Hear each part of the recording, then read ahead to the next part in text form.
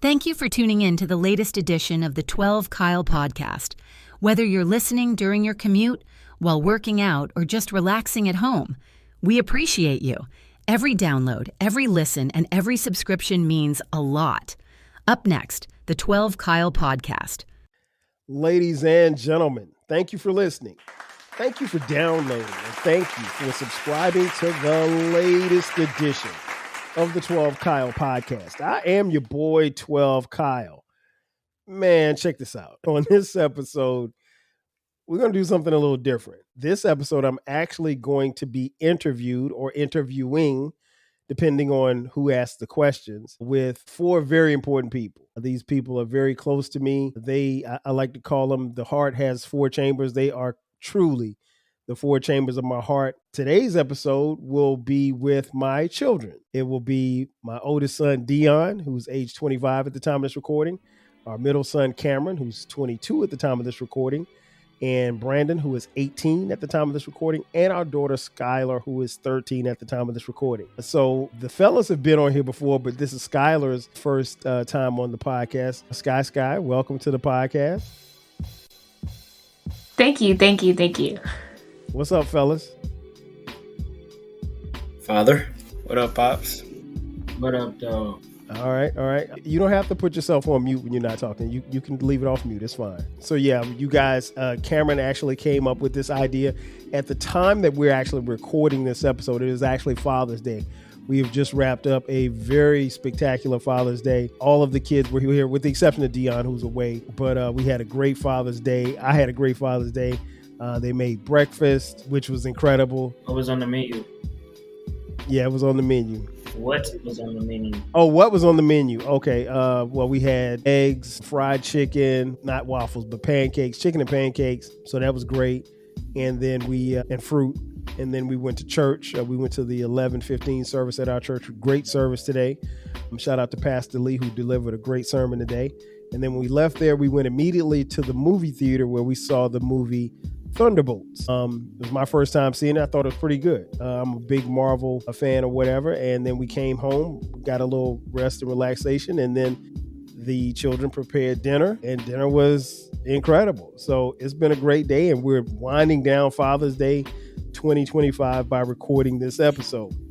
So when the idea was broached to me, Cameron, the 22-year-old, said, "Hey, Dad, we'd like to come on the podcast and ask some questions." So full disclosure, I don't know what they're going to ask. I mean, we have conversations all the time. So, but it's truly a blessing to have these four on here. So I'm interested to hear what they're going to ask me, and maybe I'll get a chance to ask them some questions as well. So Cameron, you're up first. What you got? All right. So first of all, I want to say I'm grateful for you, Dad, and everything that you do and continue to do in our lives, first and foremost, and that we appreciate you, even though we don't say it enough.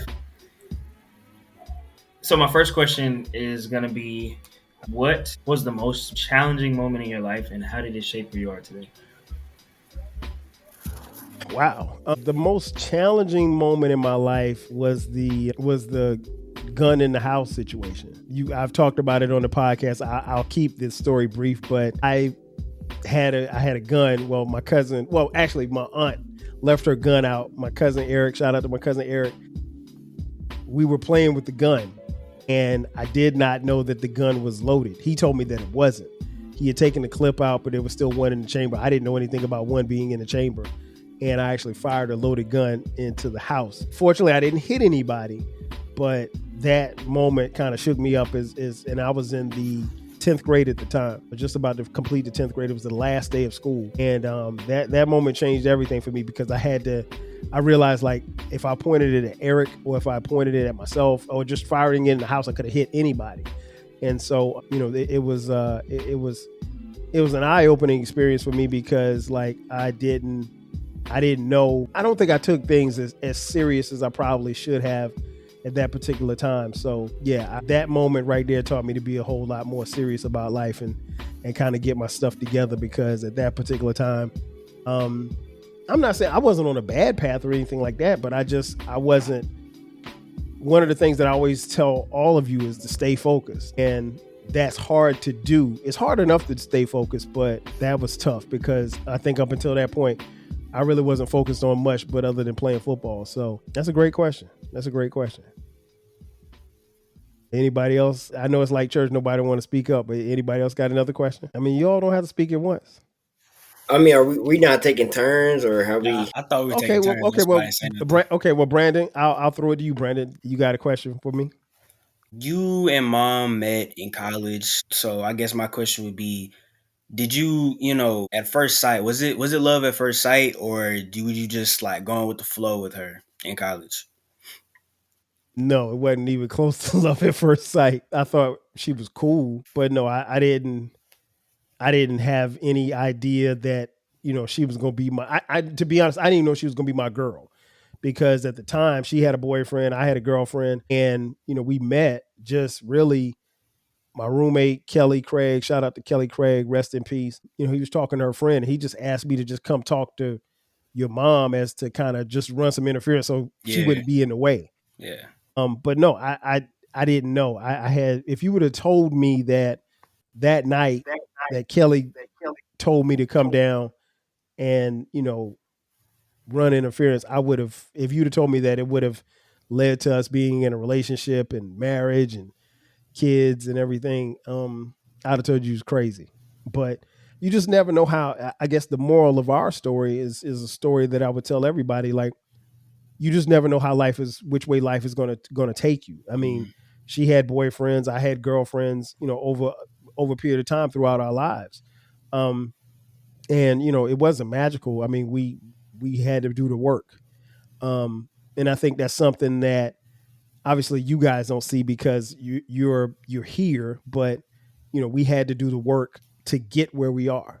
And it's a lot of work, and it's still continual work, even when we don't necessarily. Some days we don't feel like working. Some days we get frustrated with each other. Obviously, some days we get frustrated with you guys, but it's still work, and we still continue to try to work together, not apart, to make it work. But no, I'll put it like this. She and I, particularly when we were dating, we used to take one of the things, which is kind of odd, and I know this is going to make you guys laugh. We used to get in the car and ride around a lot, and she wouldn't fall asleep, right? Y'all know now she gets in the car, she'll fall asleep in a minute. But we would get in the car and we'd ride, and we would just talk about, like what we wanted out of life and where we wanted to go, so forth and so on. And we talked about, particularly as our relationship moved further down the line and we got more serious with each other, we talked about wanting to have a family, so forth and so on. I never thought I'd have 4 kids, but I always knew I was going to have a son, and my first child was going to be a son. That was a must. So, but yeah, we never talked about how this life would look. But the one thing I can say, and I know I speak for her when I say this, as a parent, your life looks a certain way. And like before we had kids, your life looked a certain way. So I remember life, obviously I remember life before I had kids, but once you guys came, I mean, like the whole world flipped August 1999. So, but that was our story. Appreciate it. Skylar, what about you? I guess, sorry, like since I'm like your first and only daughter, like was it different or like kind of like challenging raising me as opposed to Dion and Cameron and Brandon? That's a great question. No, it's the same challenge, but the thing is the perspective is how you look at it and how you approach it is different. Like I realized very quickly that I could not, I had to be, because here's the thing, and you guys don't realize this, but we have to parent each of you differently because you're different personalities. I would never, like try to parent Dion like I parent Brandon, because now I'm going to give you love, I'm going to give you discipline, and my job is to give you an example to follow. Those 3 things. But I can't, Dion, and I'm just going to use him as an example. He may not respond to me yelling at the top of my lungs at him, and Brandon might. So Dion may respond to me just saying, "Hey man, I know you didn't clean up your room today, but do it tomorrow," and pat him on the back. And that might be the motivator for him to clean up his room. Brandon, I might have to yell at, "Hey man, didn't I tell you to clean up your room?" That type of thing. And so you have to realize how which buttons to push with each child. And I learned very quickly. I remember one time you were maybe, I don't know, maybe 4. I said something to you and I was trying to get you to do it. And I said it in the tone in which I normally would say it with your brothers. And I remember when I said it, you looked at me and you just started crying. And I was like, I can't talk to her in that tone. Now, what I was saying, I still needed to get done, but I realized I couldn't come at you like that because you're not, and I don't even think it's so much of you being a girl, but it's just your personality. And I had to realize that I had to change my tone. So tone is everything. What you say is everything. So I could say, hey, Skylar, put the book on the shelf. That's one thing. I could say, Skylar, put the book on the shelf. Or I could say, Skylar, put that damn book on the shelf. Those are 3 different ways. You're going to respond to the first. Cameron, I might have to say, put that damn book on the shelf before I whip your tail. But that's Cameron. So everybody's a little bit different. It's almost like a coach. You realize every coach realizes that they can't coach everybody the same. Now, everybody's going to be treated fair. The thing that I try to make sure that I'm doing with you is that we talked about this the other day with the situation and scenario that we talked about when we had the family discussion. I don't ever want it to be a double standard. So whatever I think I mandated for your brothers, I want to make sure I mandate with you too. So let's say if curfew was 12 o'clock for your brothers, then when you get to that age that they had a 12 o'clock curfew, then it's going to be the same for you. It's not going to be 9 o'clock just because you're a girl. I don't believe in that.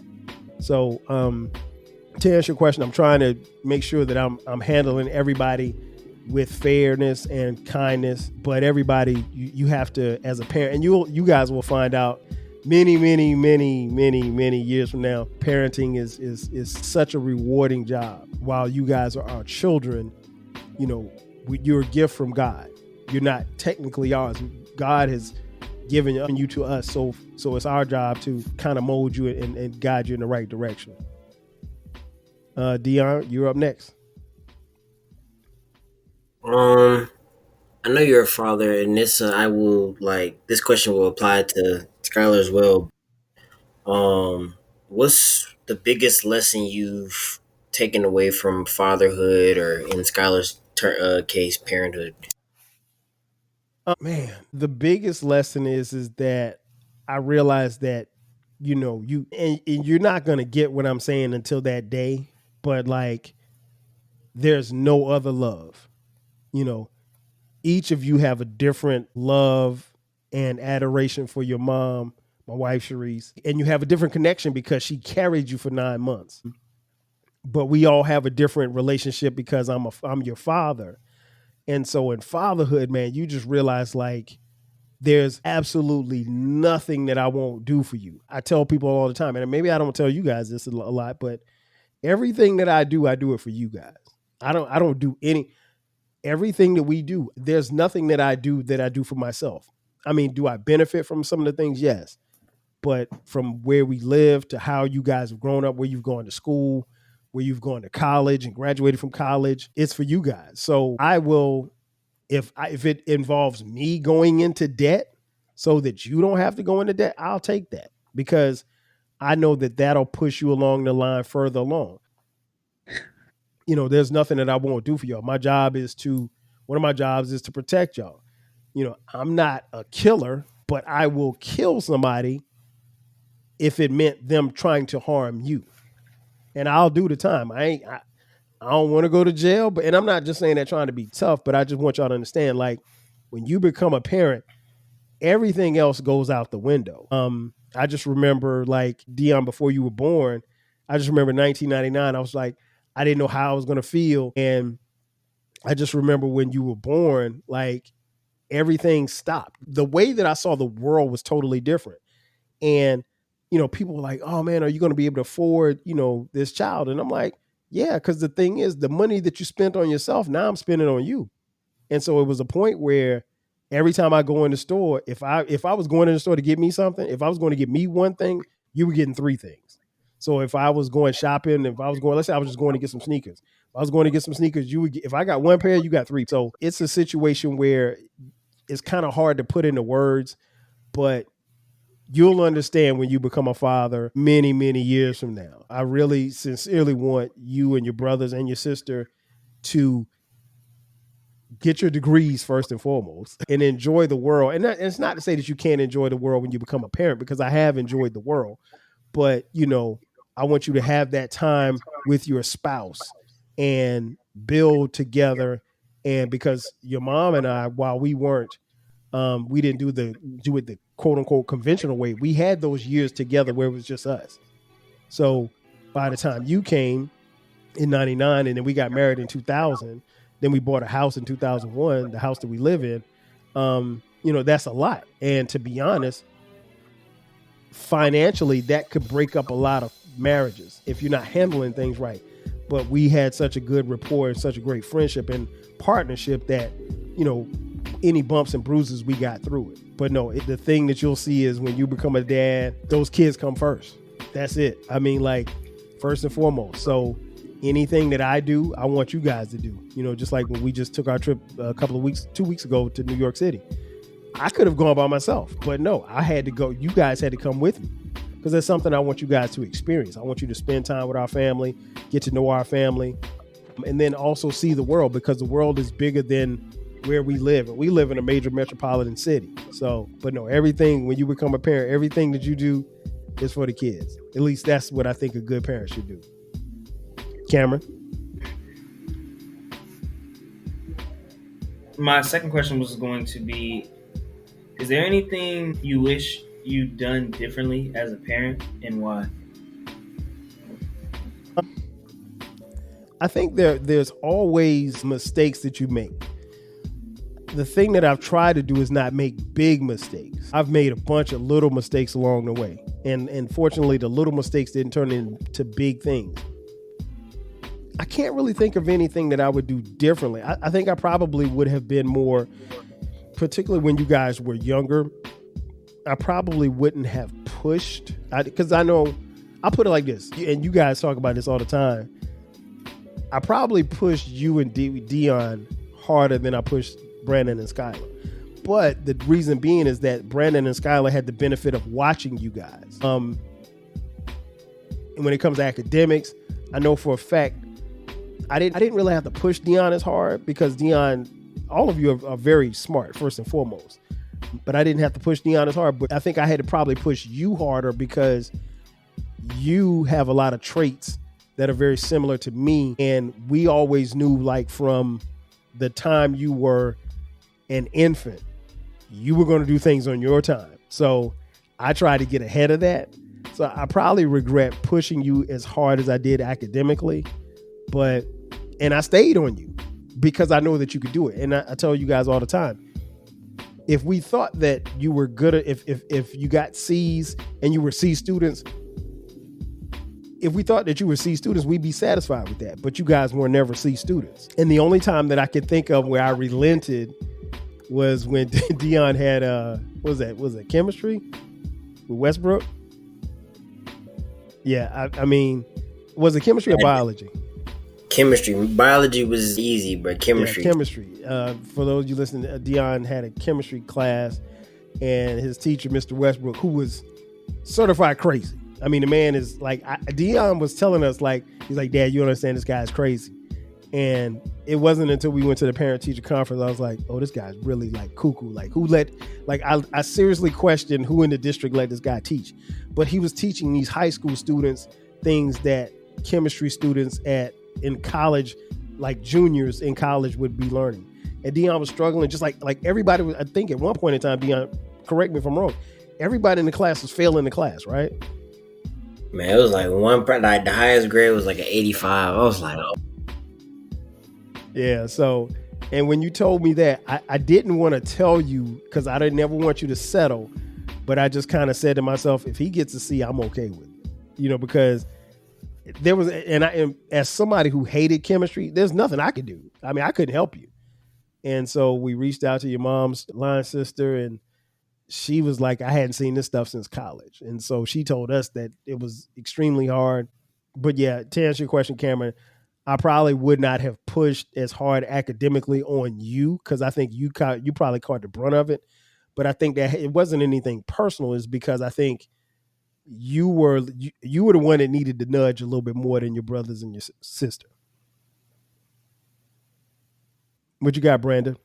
My second question, not to exclude Skylar or anything. My second question is regarding the three of us, me, Dion, and Cameron. Watching us grow up rather, did you ever expect, us to just follow in your footsteps, like not every single step per se, but like most of the steps that you took growing up? No, not at all. Because I realized quickly that you guys were, we're all different people. We have a lot of similarities. And to be honest, there's a lot of similarities in how I parent to what your grandmother and grandfather gave me or giving me, because they're still here and giving it to me. But no, I didn't expect anything. I think initially when Cameron was born, it was 3 years younger than Dion. So your Uncle Damon, my brother, he's 3 years younger than me. So I thought in some ways, probably the first year that Cameron was here, I thought maybe, and it's going to be another Kyle and Damon all over again. And then as Cameron got older, from like 1 to 2, you realize like he was just totally different. And Cameron literally and figuratively went everywhere Dion went. And it wasn't, and I'll be honest, and I tell people this all the time, and people who know our family think it's funny. We literally thought that Cameron was going to be the quiet child because he didn't really say much. And when he talked, he was all up under his big brother. And he was just so happy-go-lucky. It's funny because we send you guys pictures and stuff. We post pictures a lot in our family group chat. And you see him just smiling ear to ear. He's always happy. He was always under his big brother. Now, and that's not to say that's not who he is, because that's truly who he is. But what happens is, and you guys don't see it because you don't know, but when each of you, the 4 of you, when you got to middle school, everything changed. Brandon, things really kind of flip-flop for you because your middle school year, your 8th grade year was interrupted by COVID. So, but each of you, everything, your personalities kind of blossomed. Cameron really went from 0 to 60, when he got to middle school. He became the life of the party, happy-go-lucky, being goofy, doing all the silly stuff that he does around the house. That's who he became, I think, when he got to middle school. But to answer your question, no, I didn't think that you guys were going to be like me in that sense, because we grew up in 2 different lives. I mean, really, night and day. And a different era, too, because growing up in the 80s, the 70s and 80s in Florence, South Carolina, it's a different life. They're very different than growing up here in Atlanta. And, one of the things that we talked about, and I've expressed my concern, you guys don't see it, but as a parent, I'm always concerned about your safety. I know I can protect you in this house. I can't protect you once you go outside these doors, but I have to give you the tools so that you can understand and how to navigate and protect yourself. Particularly with Dion and Cameron, when they're out at night, I'm always concerned. Hey, let me know when you're on your way home. Okay. Let me know when you get to your destination, whatever. I mean, because that's just a parent. We didn't have that type of stuff. And then, quite frankly, when I was growing up in Florence, if I went around a corner to Jason's house, that was it. Like, I wasn't going too far, but like Cameron could go to Spencer's house, and Spencer lives all the way on the other side of the city. And a lot can happen between, not that, I think something's bad going to happen, but the later it gets at night, I want to know and make sure he's okay. And once he gets here and the garage door opens, then I'm cool. So, but no, I didn't think that you guys are going to be like me. There are some traits I think that are in me that you guys have. There are a lot of traits that your mom has that are in you guys, and naturally that's the natural progression. But no, I didn't want y'all to be little Kyles. That wouldn't have been fair to you. I want you to be Brandon. I want Cameron to be Cameron. I want Dion to be Dion. Gotcha. Skylar? So to pivot away from the parenthood talk, I wanted to know, like, out of all the sports that you played, like, growing up, how did you land on football in college? Great question. Football in college came because I fell in love with football when I was 8 years old. I fell in love with football long before I loved hip hop, long before I loved girls, long before I loved anything. It was football. Are you feeling nostalgic for the golden eras of rap and soul music? If so, tune in to the Rap Soul Podcast. We are your weekly journey through the 80s, 90s, and 2000s, spotlighting the music and the hidden gems that shaped the soundtrack of our lives. From the powerful beats to the soulful melodies, we bring you the best of the past with fresh insights and stories. Rediscover the music that defined a generation. Subscribe to the Rap Soul Podcast and enjoy the vibes. If you want a podcast where culture, conversation, and life collide, where you get insightful commentary, engaging discussions, and a fresh perspective on everything, then you need to listen to the 12 Kyle podcast. Hosted by the one and only, yours truly, 12 Kyle, a voice that you know and trust. This podcast will bring you thought-provoking moments, compelling stories, and a whole lot of fun.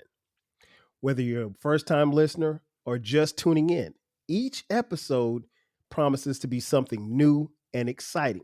So sit back, relax, join 12 Kyle, myself, and my guests as we break down the world around us and give you stories that you've never heard before, from nostalgic throwbacks to everything in between. The 12 Kyle podcast is a front row seat to this conversation. Subscribe now and never miss an episode of the 12 Kyle podcast, where the vibe is always real and the discussion is always worth your time. And football is truly my first love. And I still love football to this day, even though I'm not going to play football ever again in my life. But I started playing organized football at the age of 8. I asked Grandma if she would sign me up, and she said she would. And so she and Grandpa took me down to the city and signed me up for football. But the thing was interesting is that, like, you had to weigh a certain amount of weight. You had to weigh at least 60 pounds. And I think I weighed like 55 pounds. And so they had to sign a waiver saying that they wouldn't sue the city if I got hurt. And I played football that first year. And I mean, because I used to play in the neighborhood all the time. And I fell in love with the game. And so I eventually, played in, I played Little League all the way up until I couldn't play Little League football. I got to middle school. And then I got to high school. I played junior varsity for 1 year JV. And then varsity 11th and 12th grade. And then subsequently on to South Carolina State University, where I played for 4 years there. So it was a great journey. It was a great journey. I had a great career. I wasn't trying to make your brothers football players. I did introduce them to the game, but no, I knew that, that was my sport, and whatever they gravitated towards. I think they all could have played more sports if they wanted to, but I was never going to push them, because the last thing you want to do is push a kid to play something or do something that you want them to do and they ain't into it. That's the worst thing you can do. Dion, you're up next.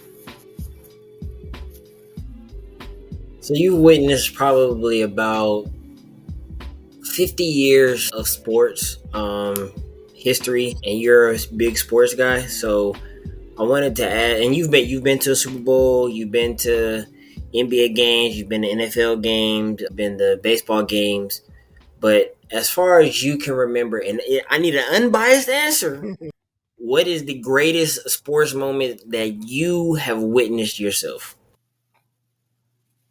The greatest sports moment that I witnessed myself was definitely seeing my uncle, Harry Carson, and the New York Giants win Super Bowl 21 in Pasadena, California, over the Denver Broncos. As many of you know, maybe you don't know, my uncle, Harry Carson, is a member of the Pro Football Hall of Fame. He played 13 years for the New York Giants. He, too, played at South Carolina State University.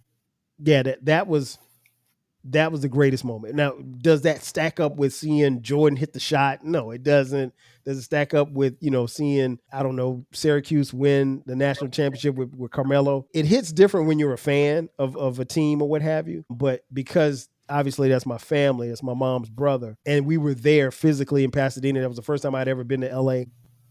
And I think the thing about that was, and I meant to ask your uncle this when we saw him a couple of weeks ago, I don't think they even feared losing. Like they knew they were going to win that game. But that's the greatest sports moment. And the reason why, because the Giants were terrible for a long time. Like, even though the Giants are bad now, they were really bad, like, in some of those years.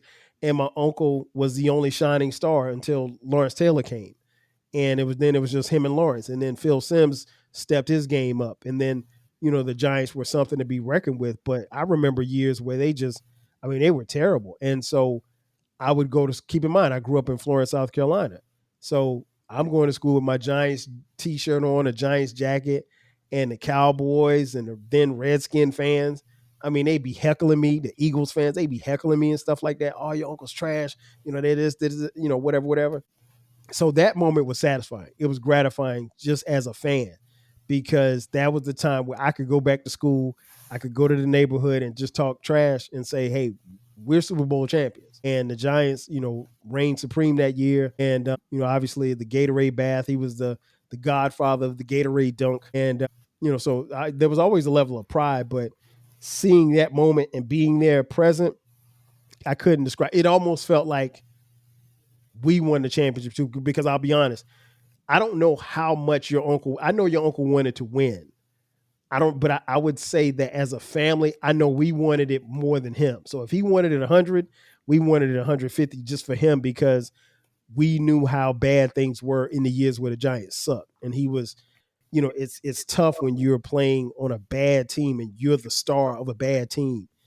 You're doing your thing. He's making Pro Bowls. He's getting all of these honors and stuff like that. But the Giants were terrible. Fortunately, it wasn't social media back in the day, but there was no League Pass or Red Zone or anything like that. So there were times where I didn't see the games. You just see maybe a 30-second highlight. But yeah, they were, and what was bad was like some of the times when the Giants were on TV, it was against the Cowboys or it was against the Redskins, and they just stunk. So that was gratifying. Was it the best win of the century? No, it wasn't. But just personally, that one resonated. So, Cameron, you got another question, or you done? Absolutely. I think we all have 3. So rounding out the last round is, if you could gift one thing to the world that you haven't done yet, what would it be? I think for me it would be the finances.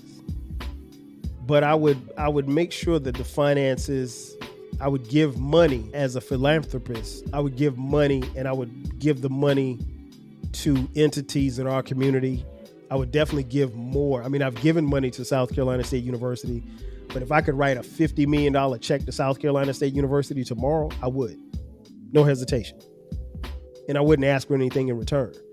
If I had, I don't know, Jeff Bezos' money, yeah, I'd cut a check right now. And not that money's the end all be all, but I think when you can pour into an institution like South Carolina State University, or if you can pour into an HBCU, or you can pour into our community, when you give resources and things of that nature, and you can fund certain things, you open up opportunities. And the thing is that I want kids that look like you, kids that you guys go to school with, to have opportunities, because you guys have benefited from having some opportunity that we didn't have, because they just weren't there.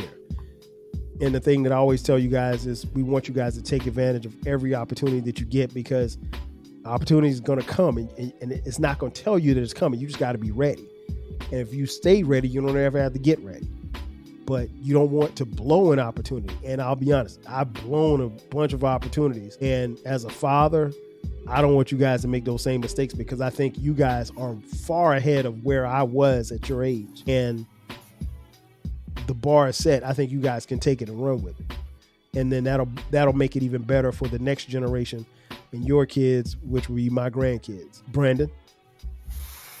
To round out my final question, it's more of a personal thing. Going back to the sports side of things. Dion playing baseball, Cameron playing football, Skylar doing cheer and tennis, me playing basketball my freshman year, and then for the rest of high school playing football. When the senior year, and I was out there making plays. I always meant to ask you that. I never did. I guess I got a chance now.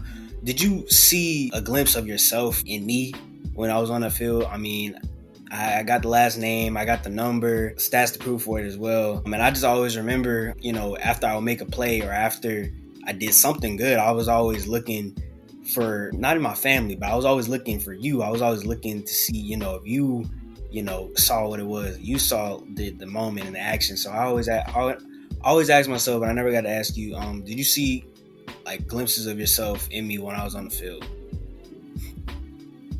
Yes. I mean, to be honest, I see me in all of you. Not just in your athletic endeavors, but particularly when you guys played sports. When Cameron played football, when he played Little League football, he did some things on the field that reminded me of me. And he wasn't afraid. He wasn't afraid. I think that was the thing that really stood out to me. Like he wasn't afraid at all. And you on the football field, yeah, man. I mean, and I talked about this on one of the episodes. You surprised me when you went from wearing number 19 in your junior year to wearing number 12 in your senior year. It wasn't something that, I'd asked you to do. It was just something that you chose to do on your own. So that right there, seeing you out there with the 12 on was crazy.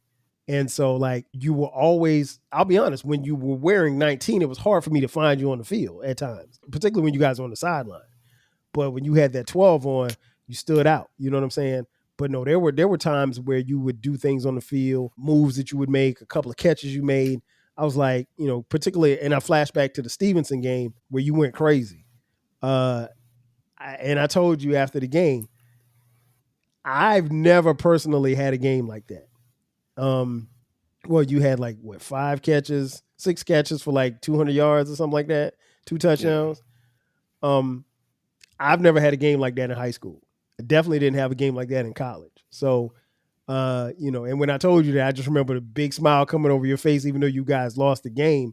And, for those of you listening, Stevenson High School is is a rival of his high school, but it's one of the best pro football programs in the state. And Brandon torched them.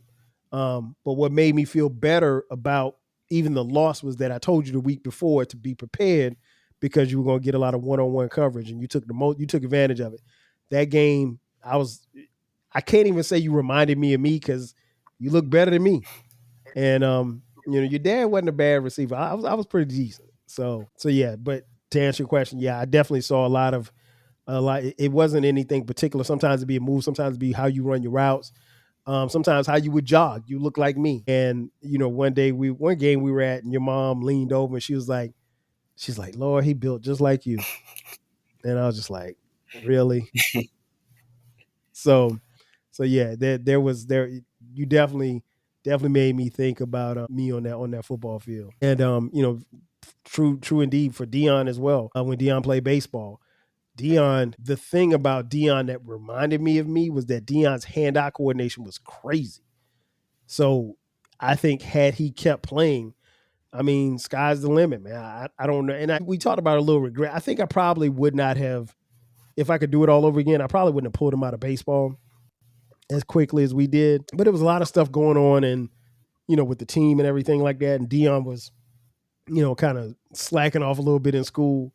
But I think had he continued to play, he would have made the major leagues. I don't know, but he would have. He definitely would have played long into, I think, college, because his hand-eye coordination that's something you can't teach. You either got it or you don't when it comes to baseball, because that ball is going to move. So you got a split decision as to make whether or not it's going to be a fastball, curveball, or whatever you can do to hit that ball.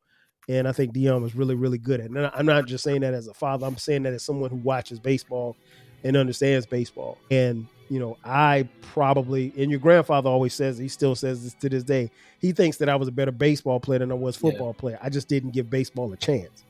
So, I think regrets, I probably would, if I could go back, I probably wouldn't have pulled Dion out of baseball as fast.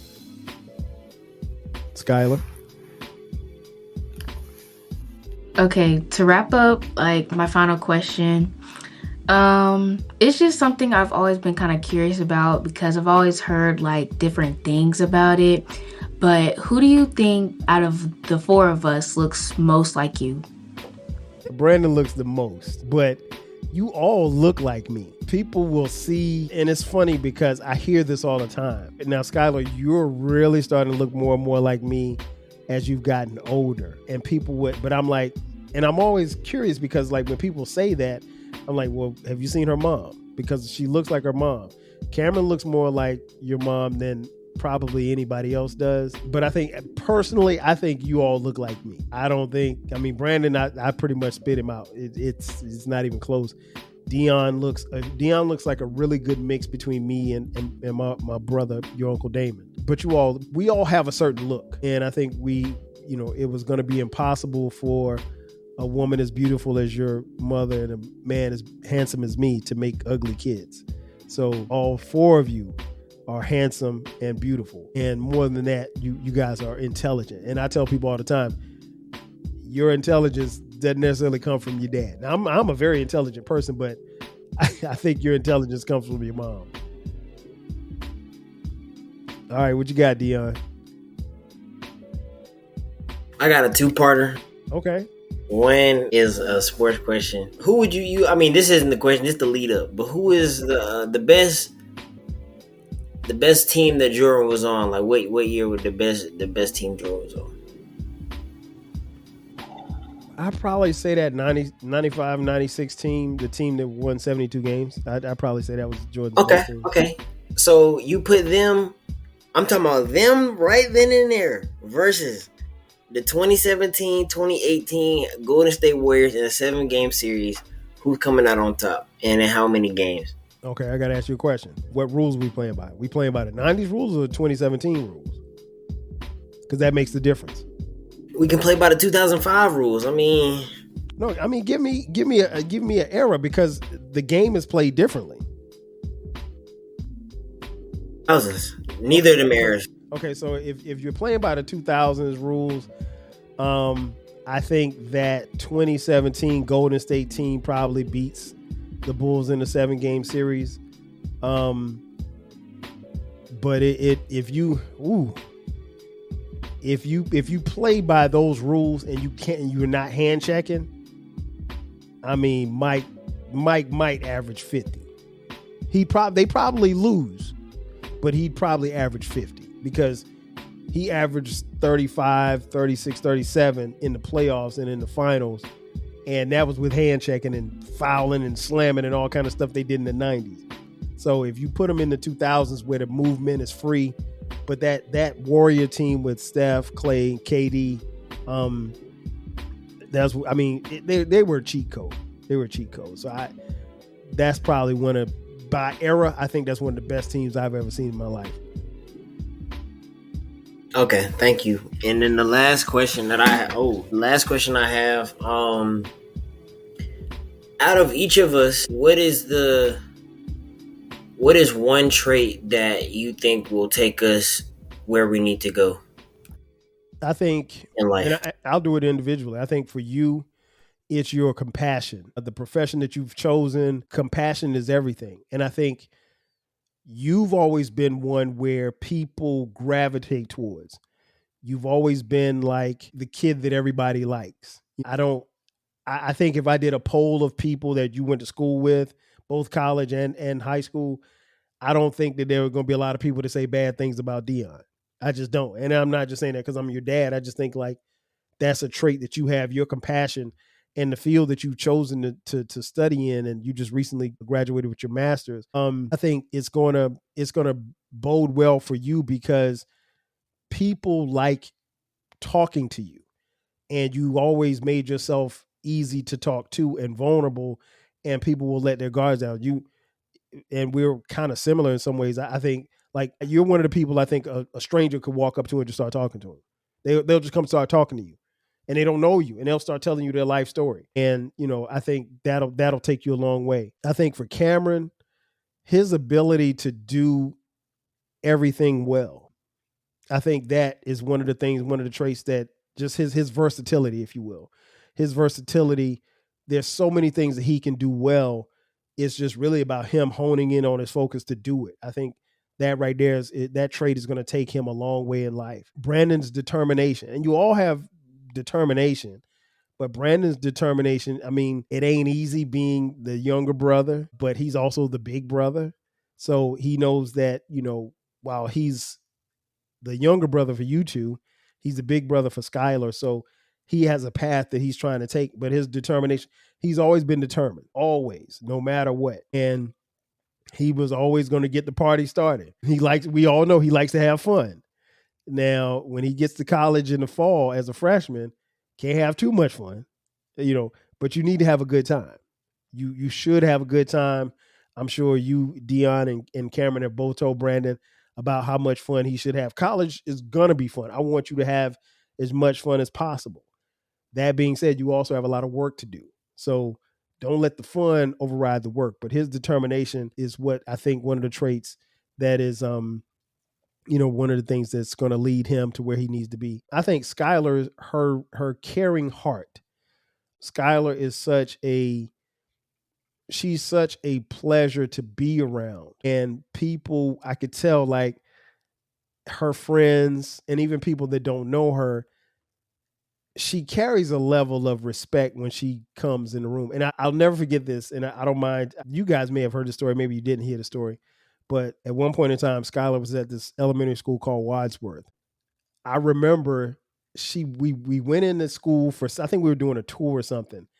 And I heard several kids say, "Oh, that's Skylar. There goes Skylar. There goes Skylar." I mean, like they were saying her name like she was a star. And I'm like, how do these people know? I was like, how do these people know my daughter? Skylar, she hadn't even been there yet. And so like, she's not going to fold under the expectations. I think Skylar has really benefited from obviously having 3 older brothers. Academically, I think she's further along than you guys. I don't think that's a stretch by saying that. But I think with what's to come for her in high school, and she does a lot between tennis, academics, her social events, being friends with all her friends, the Jack and Jill stuff. I mean, like she does, like last year, she did a lot. Cheerleading. It was a lot. And I mean, like, she handles it and she don't complain. But she wants to be the best in her class. She wants to get A's. She has that thirst for knowledge. So I think all of that stuff will really push her forward as far as her traits are concerned. So yeah, those are some great questions. Though I wish I had time to ask you. Maybe I need to bring y'all back and I ask y'all some questions because I got some questions for y'all. Yeah, we should definitely probably do that. But as we wrap this up, I gotta say, this has been a great Father's Day. Every day is really Father's Day. I am really, truly blessed to be your father. It is a job that I don't take lightly. It is the job that I cannot fail at. I can't fail. Even when I feel like I'm failing, I have to kind of draw something and push myself to be better. Again, because like I told you guys before, if it were up to me, if it was just me by myself, I might be living in a cardboard box somewhere because I don't need much. But like, I wanted to make sure that I have, because the thing is, me and Uncle Damon, the way that we grew up, your grandparents, even after they divorced, we had everything we needed and we had most of what we wanted. And I can definitely say that same for you guys. You guys have everything you want and everything you need. There's not much that you've asked for that you didn't get. I don't think Cameron, you looking funny. Everything you've asked for, you've gotten. So I'm not going to say y'all are spoiled, but y'all are blessed. But I will say, in closing, you guys are the best. I think I say it, but I probably don't say it enough. I'm extremely proud of all 4 of you. Each of you have started a journey and you stayed on this path, and I'm really proud of the young men and young women that you guys are becoming. All we want you to do is keep doing what you've been doing, staying focused, and you will become the productive citizens that we hope that you guys will be. It's not by magic. It's not by osmosis. I'm sure some days I get on your nerves, because trust me, some days y'all get on my nerves. But I always want the best for you, and I'm going to do any and everything I can until they throw dirt on me. And even then, I will still be doing whatever I can for you guys. I heard this recently and it made sense.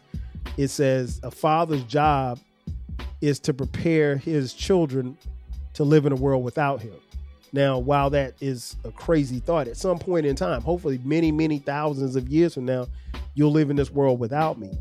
And that's part of the reason why I have this podcast, is because, as I mentioned in the previous episode, like, I always wanted to know how my grandfather felt about, Jim Crow, or how he felt about, the Yankees, or how he felt about what the world was going through. And I never got a chance to ask him. You guys are fortunate because you still have all of your grandparents here. Use them, cherish them, call them, text them, love on them while they're here. And they're walking encyclopedias. But also, I want you guys to continue to be who you are, because ultimately, you guys are a reflection of us. And so that's why we speak to you about what you're wearing when you walk outside the house, Mr. Crocs, Mr. Do-Rag, but we want what's best for you. And like I said, my life changed, and I have to echo the sentiments of my dad when I say August 9th, 1999, August 8th, 2002, December 10th, 2006, and September 28th, 2011 were the greatest days of my life. And nothing's ever going to change that. And I love y'all. Always. Ladies and gentlemen, that's going to do it for us. I am your boy, 12 Kyle. So for the 12 Kyle posse, my kids, Dion, Cameron, Brandon, and Skylar, I will catch you guys next time. 5,000. Peace. With 2 fingers. Feel me? Thanks again for listening to this episode of the 12 Kyle podcast. If you enjoyed this episode, make sure that you hit the subscribe button and share this podcast with a friend who needs the 12 Kyle podcast in their life. Every listen, every download, and every share helps us grow. Thanks for being a part of the 12 Kyle podcast community. We appreciate your support. We will catch you next time. 5,000.